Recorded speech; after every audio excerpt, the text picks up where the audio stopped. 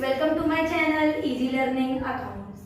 आज की इस वीडियो में हम चैप्टर 6 स्टार्ट करेंगे जिसका नाम है rules of debit and credit accounting procedure. Accounting procedure के डेबिट रूल्स और क्रेडिट रूल्स क्या क्या होते हैं उसको हम इस चैप्टर में पढ़ेंगे। सबसे पहले हमें ये पता होना चाहिए कि अकाउंट क्या होता है। तो account is a record of transaction under a particular head. एक पर्टिकुलर नाम पे या हेड पे, चाहे वो कैश हो, परचेज हो, सेल हो, राम श्याम, एनी नेम हो, एनी इंस्टीट्यूट नेम हो, किसी भी हेड पे जब एक पर्टिकुलर सेपरेट इंफॉर्मेशन हम रिकॉर्ड करते हैं and that is known as account. The left side of the account is the debit side whereas the right side is the credit side. Account बेचा T shape होता है। T shape में जो हमारी left side होती है इसको debit side कहते हैं और जो राइट साइड होती है इसको हम क्रेडिट साइड कहते हैं। ये होता है हमारा अकाउंट। क्लियर?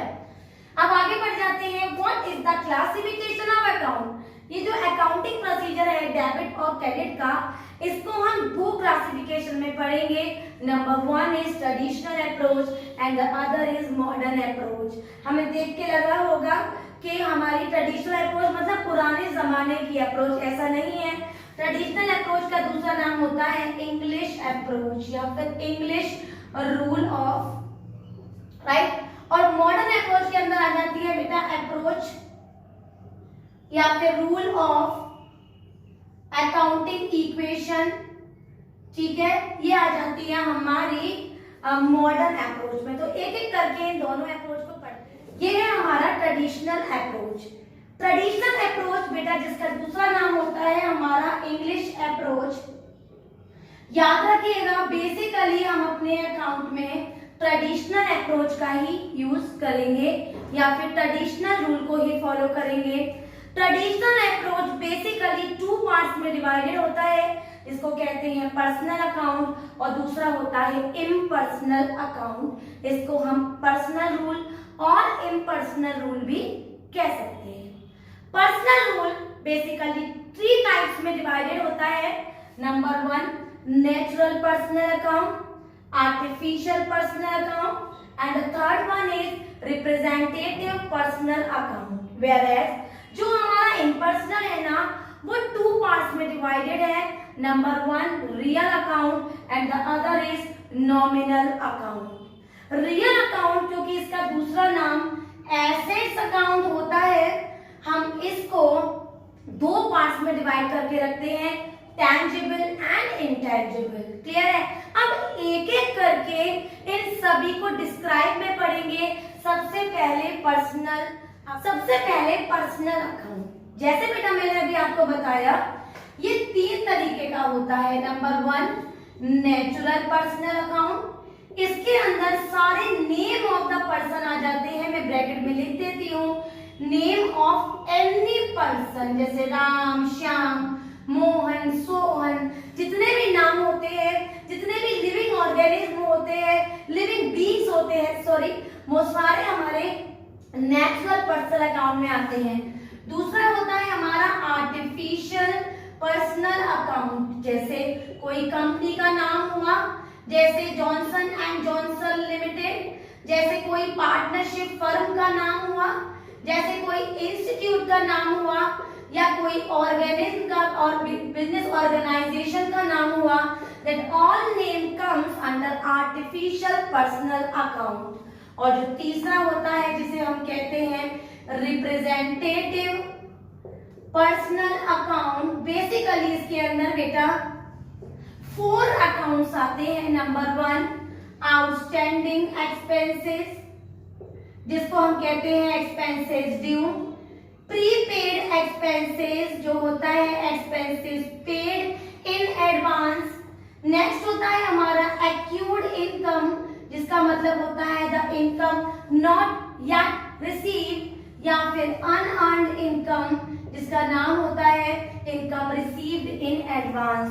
तो ये चारों नेम्स हमारे रिप्रेजेंटेटिव पर्सनल अकाउंट में आते हैं। और एक बात जो हमें याद रखनी है वो है हमारा rule of personal personal account का रूल कहता है कि रिसीवर को डेबिट कर दो और जो हमारा गिवर है उसको क्रेडिट कर दो। फॉर एग्जाम्पल, अगर राम ने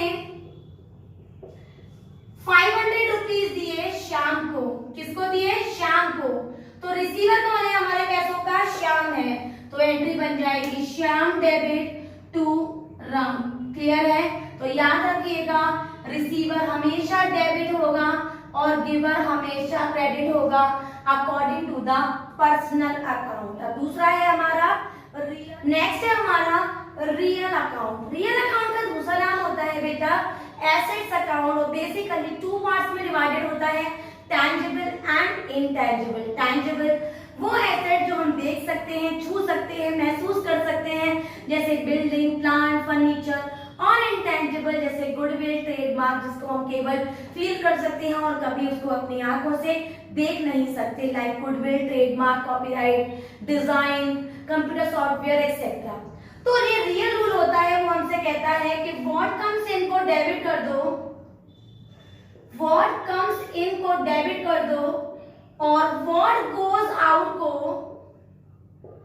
क्रेडिट कर दो। फॉर एग्जाम्पल, अगर मैं बोलूं कि हमने फर्नीचर परचेज किया, फर्नीचर परचेज इन कैश, अगर मैंने फर्नीचर परचेज किया तो व्हाट कम्स इन, मेरे घर में क्या आया? आप बोलेंगे फर्नीचर आ गया, तो furniture account debit. What goes out, मेरे घर से क्या चला गया? कैश चला गया, तो to cash account being furniture purchase. Clear है?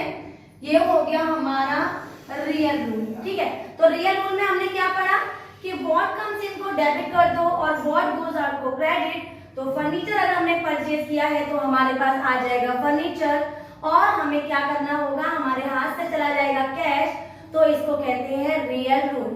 अब हमारा एक रूल और बचा है इसके बाद, जिसे कहेंगे हम, क्या कहेंगे उससे हम? Nominal rule. तो नॉमिनल है हमारा नॉमिनल रूल। इम्पर्सनल का सबसे लास्ट रूल होता है और सबसे ज्यादा इंपॉर्टेंट होता है, जिसे हम कहते हैं नॉमिनल रूल। ये रूल कहता है कि जितने भी हमारे पास एक्सपेंसेस हैं या हमारे लॉसेस हैं उनको तो डेबिट कर दो, और जितनी भी इनकम है या फिर गेन है उसको क्रेडिट कर दो। क्लियर है?